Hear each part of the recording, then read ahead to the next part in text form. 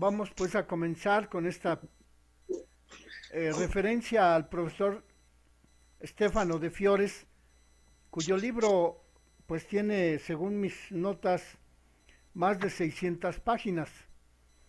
Estamos en la página 532 y estamos viendo el tema de María, icono del misterio de la Trinidad. Y esta reflexión la explica el profesor de Fiores poniendo como punto de partida el texto de Bruno Forte, quien escribió un ensayo que se llama María la Mujer, icono del misterio.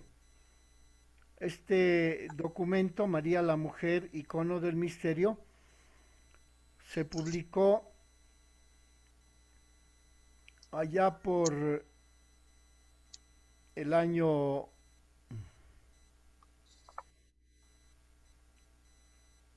pues no tengo aquí el año,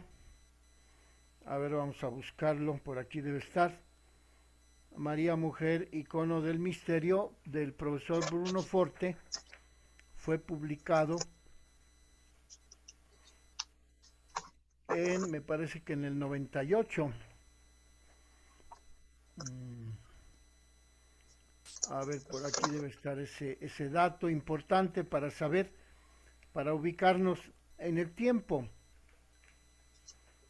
El profesor Bruno Forte publica su libro en 1989 y lo publica en Milán, en italiano, pero ya se publicó en español, posiblemente después de 1989, cuando publicó en italiano el profesor Bruno Forte. Y aquí De Fiores nos dice que en ese ensayo, que se tradujo al español como María la Mujer, icono del misterio, se lee la anunciación de la Virgen Santísima a la luz del misterio pascual y se contempla la iniciativa del Padre, que se refiere al acontecimiento del Hijo del Altísimo por obra del Espíritu Santo. De modo pues que ahí está la referencia a la Santísima Trinidad, ya que María decide aceptar la invitación del Padre y por ello el Hijo de Dios, el Señor Jesucristo, toma carne animada de alma racional en su seno purísimo por obra del Espíritu Santo. Y por ello dice Luis María Griñón de Montfort, que María se convierte en el santuario y el lugar del reposo de la Santísima Trinidad, pero también la Virgen Santísima se convierte en la imagen de la Santísima Trinidad, puesto que el profesor Bruno Forte explica la causalidad eficiente, es decir, por obra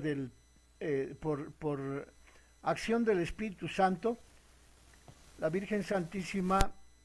llega a ser Madre de Dios y asume por ello, según Forte, la causalidad ejemplar.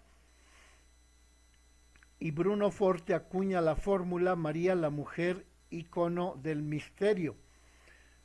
confiriendo a esta fórmula un significado, puesto que en esta fórmula, María la Mujer, icono del misterio, la palabra icono implica la realización del misterio de la Santísima Trinidad, porque dice Bruno Forte que en la Virgen resplandece la elección del Padre y por el libre consentimiento de la fe que la Virgen Santísima deposita en el Padre, el misterio se refiere a la gloria de Dios, esa gloria oculta bajo los signos de la historia. María está en completa relación con el misterio de la Santísima Trinidad, ya que vivió su vida terrena en su triple condición de virgen, madre y esposa. Entonces, virgen porque aceptó la invitación del Padre,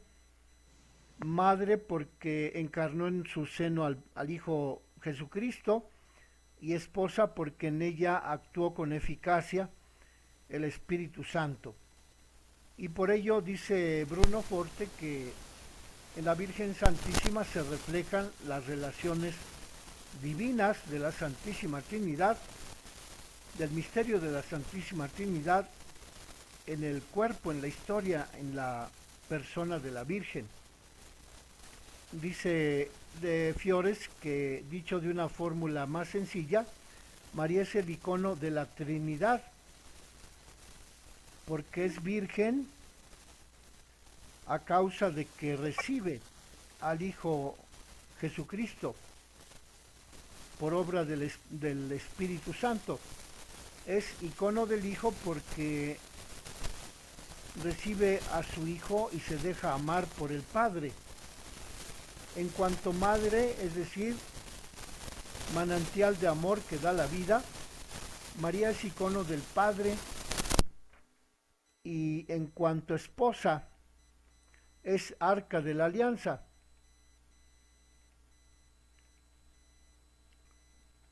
porque aceptó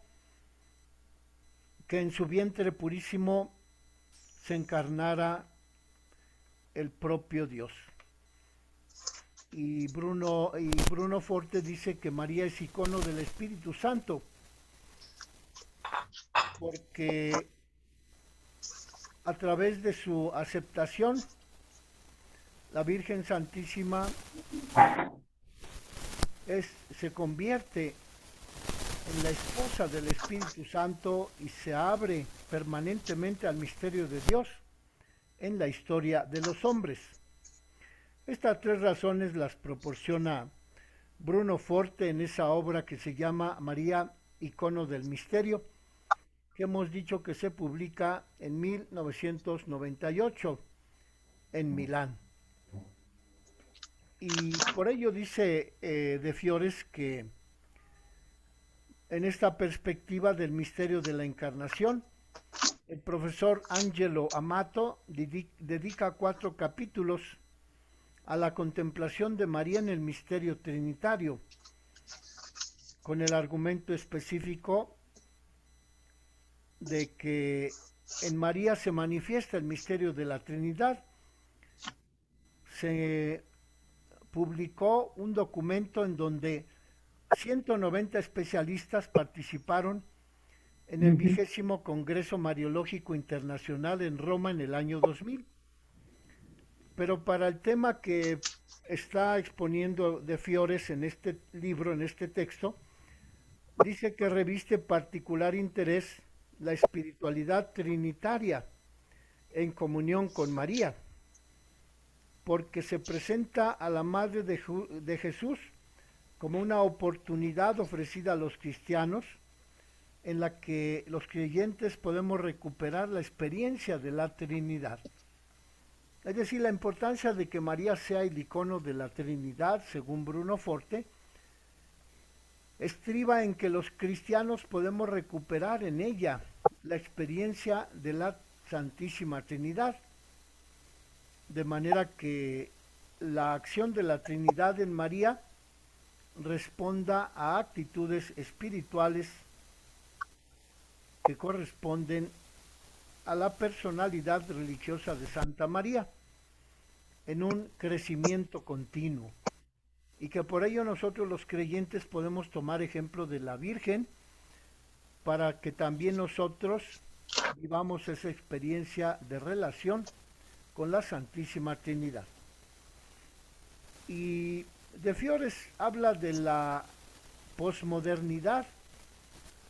y de la globalización al explicar que Johann Rotten, el director de la Facultad de Mariología de Dayton, en Ohio, presenta el amor de María Santísima y el amor oblativo de la Santísima Trinidad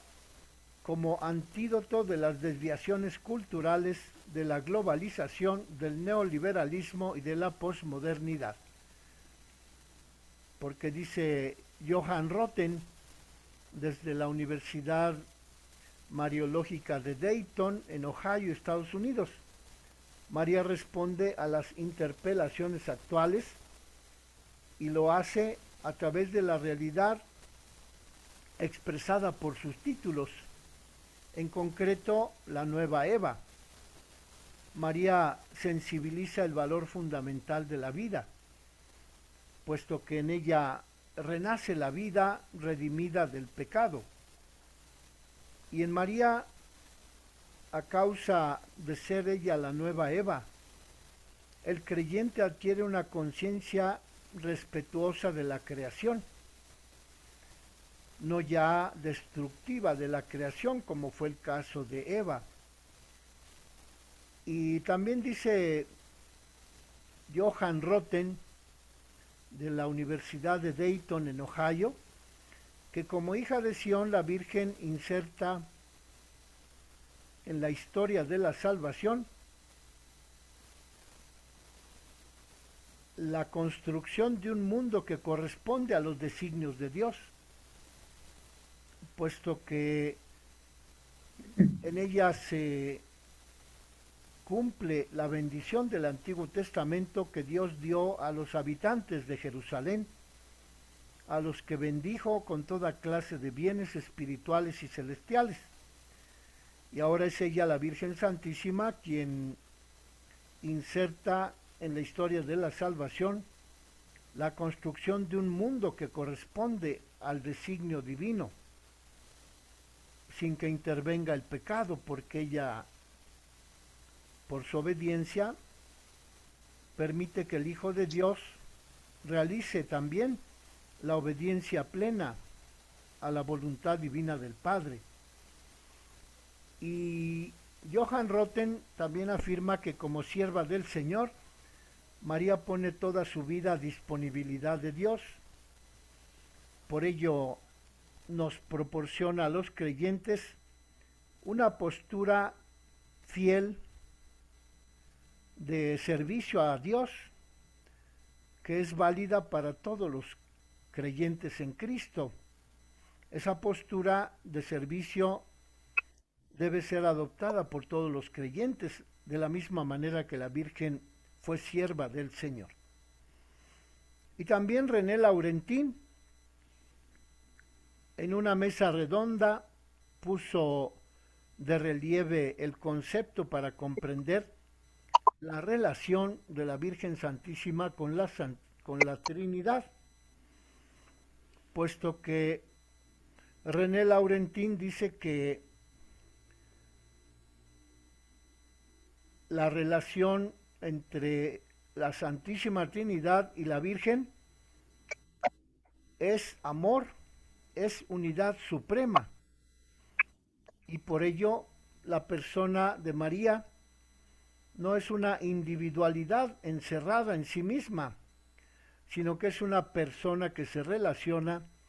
con el otro, concretamente con el Padre, con el Hijo y con el Espíritu Santo. Y que por ello, dice René Laurentín, que María se relaciona con el Padre, con el Hijo y con el Espíritu Santo para el futuro. Es decir, que no se queda en el pasado de la aceptación de haber recibido en su vientre purísimo al Hijo de Dios, sino que esa relación con la Santísima Trinidad se proyecta hacia el futuro. Esto es lo que dice René Laurentín acerca de la relación de María con la Santísima Trinidad.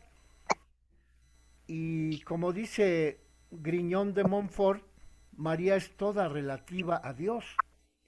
Es decir, que en todos los aspectos de su vida ella estuvo siempre en relación con Dios, y que también los seres humanos, la familia, la iglesia, la sociedad, deben definirse según esa relación, estrecha relación con Dios, que es una relación de amor, que es una relación en la que se interpelan todas las culturas. Dice René Laurentin que los cristianos deben concebir la teología partiendo del amor de Dios, del amor de Jesucristo, del amor que significa el Espíritu Santo, y pasar del deseo al don de sí mismos, como lo hizo la Virgen Santísima. Y entonces en esta perspectiva de la relación de la Virgen con la Trinidad se sitúan otras contribuciones, otros temas, otros libros, porque por ejemplo Stefano de Fiores elaboró un ensayo dedicado a la experiencia de Dios Trinidad en comunión con María. Este texto de Fiores, en donde se refiere concretamente a la relación de la Santísima Trinidad con la Virgen Santísima, lo publicó de Fiores en el año 2001 con el título Trinidad, Misterio de Vida, Experiencia Trinitaria en comunión con María.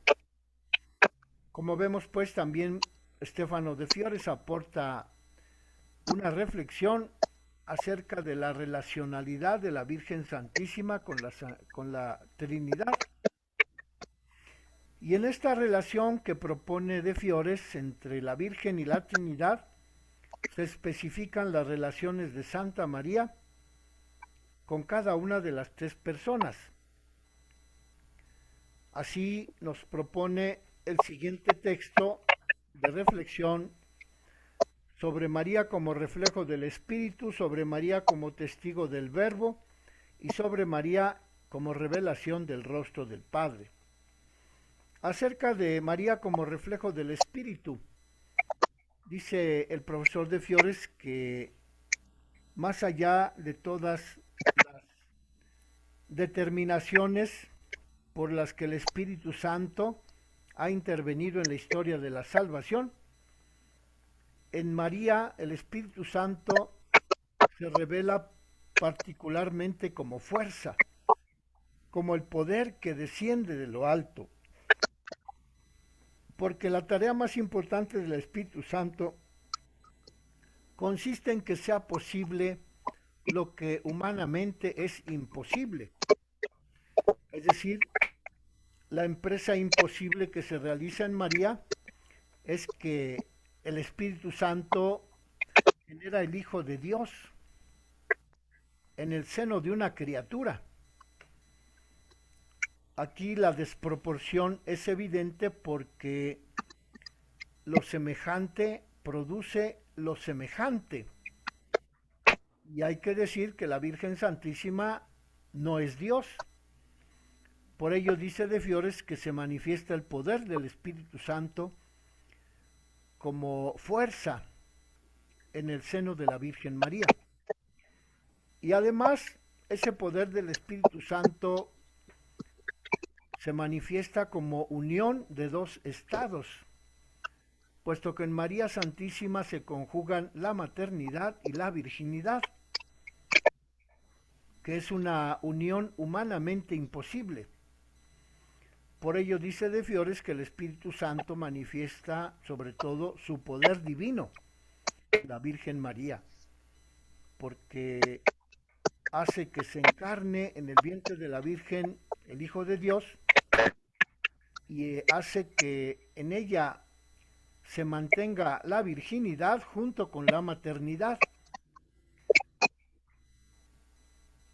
Y siendo ella entonces la Virgen Madre, se revela el Espíritu Santo como poder que irrumpe en el mundo y efectúa realidades paradójicas. María se convierte en icono del Espíritu porque lo manifiesta al presentar la característica de las maravillas humanamente imposibles en la historia de la salvación, pero que en la Virgen Santísima han sido posibles por ese poder divino del Espíritu Santo que la convierte a ella en Madre de Dios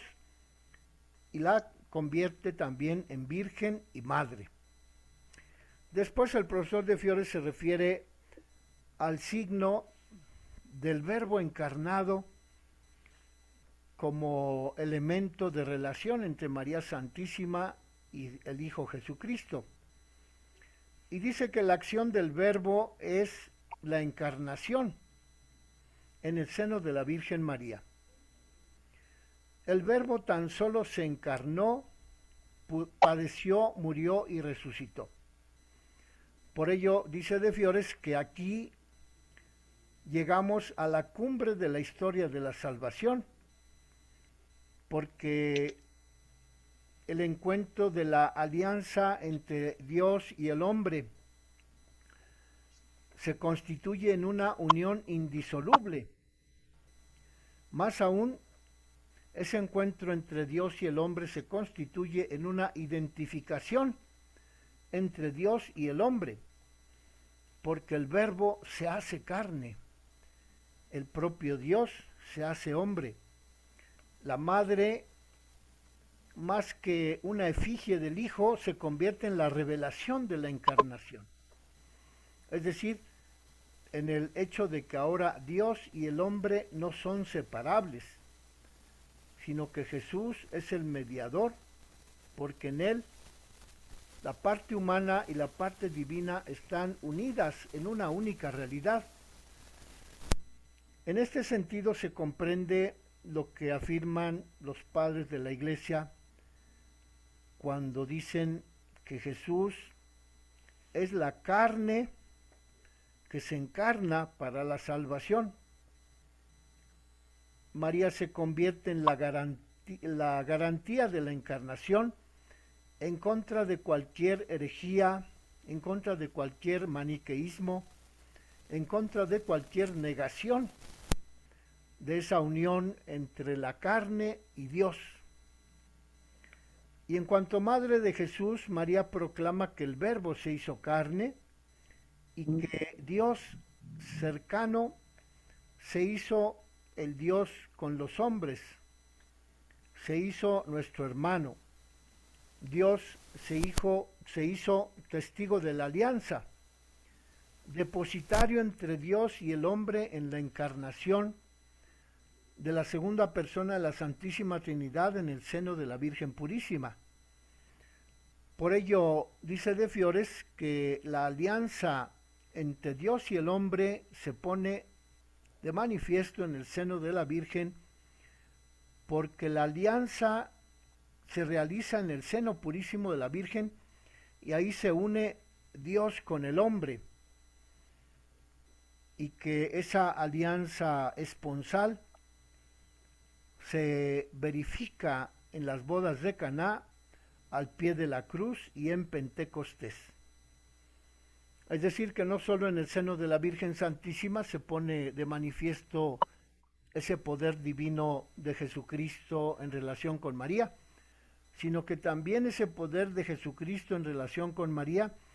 se pone de manifiesto en las bodas de Caná, en el momento de la crucifixión, porque ahí está María con su hijo junto al pie de la cruz, y en Pentecostés, porque también allí María pertenece al grupo de los que reciben al Espíritu Santo de Jesús resucitado. Por eso de Fiores dice que con la fe de María en su Hijo, en el Hijo del Altísimo, al meditar sobre los acontecimientos que le sucedieron, como cuando los magos llegaron a adorar al niño y como cuando el profeta Simeón habló maravillas de su Hijo Jesucristo, y en cuanto Jesucristo le dijo a María, ¿por qué me buscaban si yo tengo que estar en las cosas de mi Padre? Con esa meditación de los acontecimientos que vivió la Virgen, María atestigua que su Hijo es el mediador, es el Salvador, es el que determina la historia de la salvación y es el significante que nos trae el significado de la salvación, por medio de su realidad humana tomada del seno de la Virgen. Y el tercer punto que nos propone el profesor de Fiores acerca de la relación de la Virgen con el Padre, dice que ese encuentro de la Virgen con el Padre Altísimo, quien hace de ella cosas grandes, y que ese encuentro conduce a María al descubrimiento del rostro del Padre. Esta experiencia tiene un doble momento. Cuando la Virgen Santísima expresa su fe en el Dios de los padres del pueblo judío, el Dios de Abraham, el Dios de Isaac, el Dios de Jacob, y cuando la Virgen Santísima expresa su fe en el Dios Padre del Señor Jesucristo. La primera fase de la fe de María en los padres del pueblo judío la expresa María al responder en su cántico, porque dice en ese cántico que Dios recordó su alianza con su pueblo Israel y manifestó la fuerza en favor de Abraham. Y María Santísima se relaciona con el Padre Omnipotente en ese otro momento en que reconoce que el Hijo de Dios se ha encarnado en su vientre y reconoce al Señor y a su Salvador en ese cántico de la Virgen, cuyo nombre es santo. Reconoce al Todopoderoso, reconoce al que ha manifestado su misericordia hacia Israel, su siervo. De este Señor se proclama María la esclava, y ello implica un culto de adoración y de obediencia incondicionada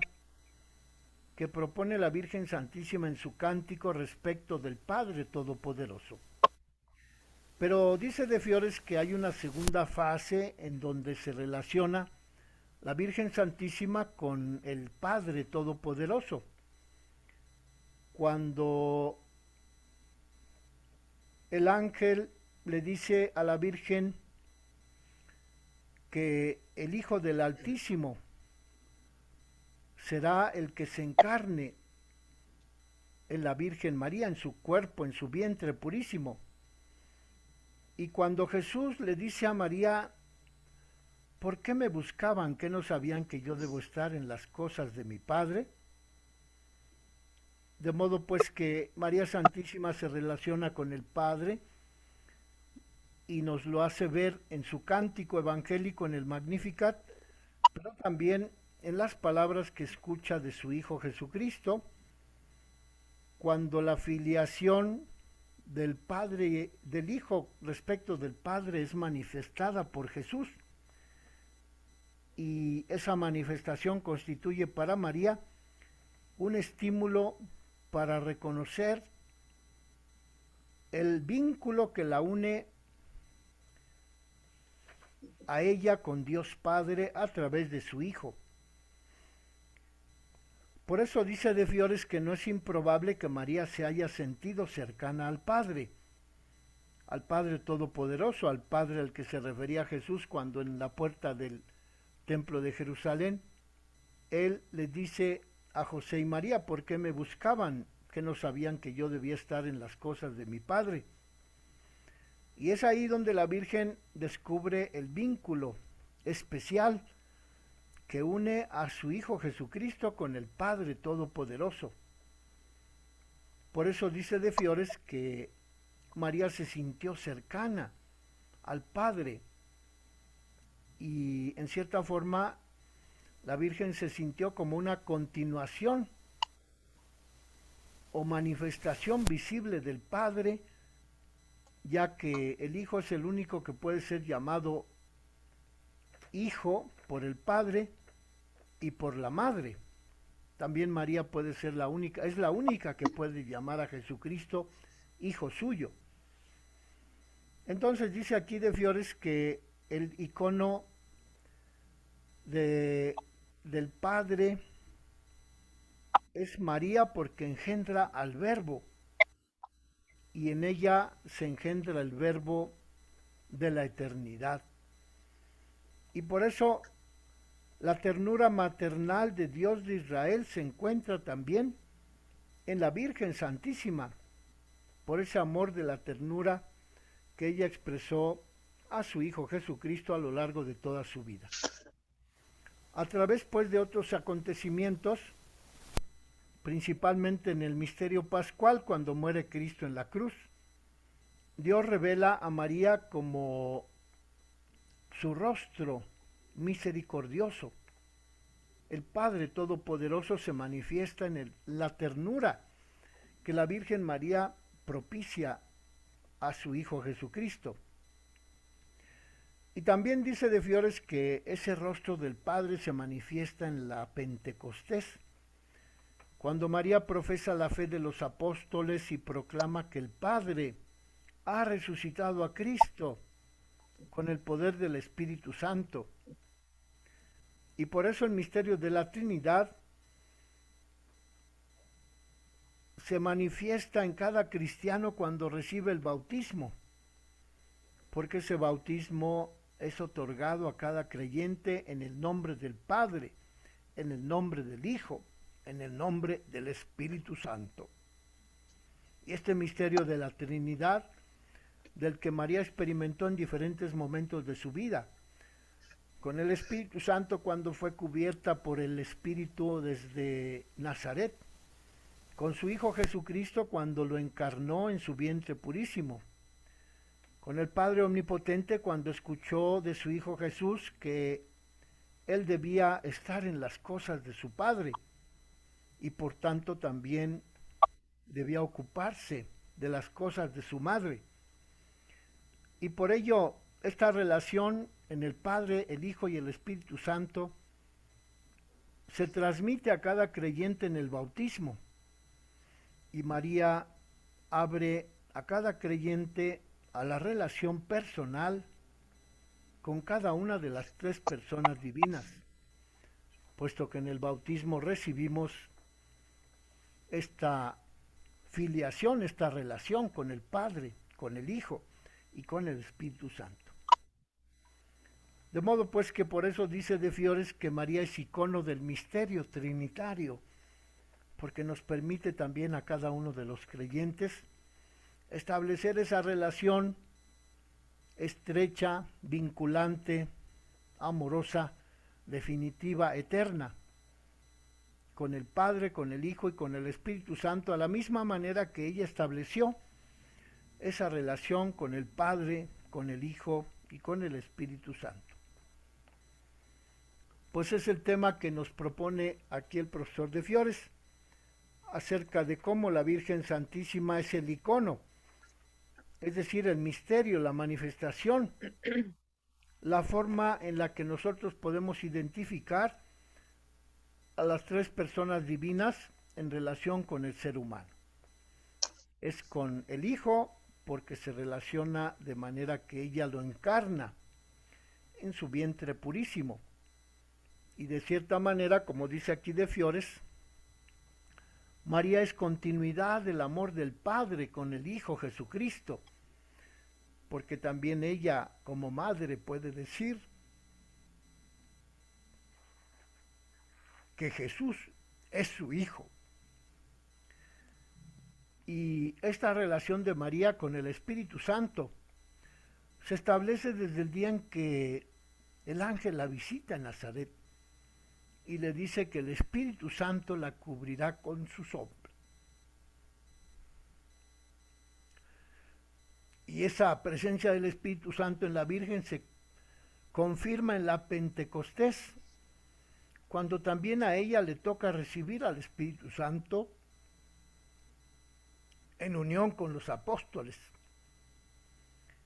Y con el Padre Omnipotente se relaciona María Santísima porque recibe, según su cántico evangélico, su cántico del Magnificat, reconoce que Dios ha manifestado su poder divino en favor de Abraham, en favor del Dios de Abraham, de Isaac, de Jacob, y la Virgen Santísima es la que manifiesta ese poder divino cuando el Hijo de Dios se encarna en su vientre purísimo. Y finalmente la reflexión que nos ofrece De Fiores acerca de este tema de que María es icono de la Trinidad. Nos dice De Fiores que en cada uno de los creyentes se manifiesta el Padre, el Hijo y el Espíritu Santo, porque desde el día de nuestro bautismo recibimos ese poder de ser bautizados por el Padre, por el Hijo y por el Espíritu Santo, y habitar en la gracia de Dios a lo largo de toda nuestra existencia, porque en el bautismo hemos recibido la presencia del Padre, por ello somos hijos del Padre. En el bautismo hemos recibido la presencia del Hijo, y por eso podemos aspirar también nosotros a la resurrección. Y en el bautismo también hemos recibido la presencia del Espíritu Santo. Por ello podemos también nosotros aspirar a vivir esta relación con el misterio de la Trinidad desde el momento en que hemos sido bautizados, ya que María Santísima ha recibido esa manifestación de la Santísima Trinidad a lo largo de su vida, como hija del Padre, como madre del Hijo, como arca de la alianza, santificada por el Espíritu Santo, de quien nosotros como creyentes podemos esperar también algún día llegar a formar parte de la vida eterna que nos proporciona el Padre, el Hijo, el Espíritu Santo a través del bautismo. Y después el profesor De Fiores habla de María como paradigma de la presencia de la Trinidad, y también habla el profesor De Fiores como María en quien se manifiestan las tres personas divinas. Pero esto lo veremos el día 4 de mayo, en que continuaremos con nuestras lecciones de Mariología. Por lo pronto, pues los invito a que continúen la lectura de este capítulo. Estamos en el capítulo 27. De modo que para mayo, miércoles 4 de mayo, continuaremos con esta explicación de cómo la Virgen Santísima es la presencia de Dios en nuestras vidas y cómo nos invita a que también nosotros vivamos con plenitud esa relación con la Santísima Trinidad. Dios te salve María, llena de gracia, el Señor está contigo. Bendita eres entre todas las mujeres y bendito es el fruto de tu vientre Jesús. Santa María, Madre de Dios, ruega, Señora, por nosotros los pecadores, ahora y en la hora de nuestra muerte. Amén. Feliz Pascua, Cristo ha resucitado. ¡Feliz Pascua, Fray! Esta semana de Pascua.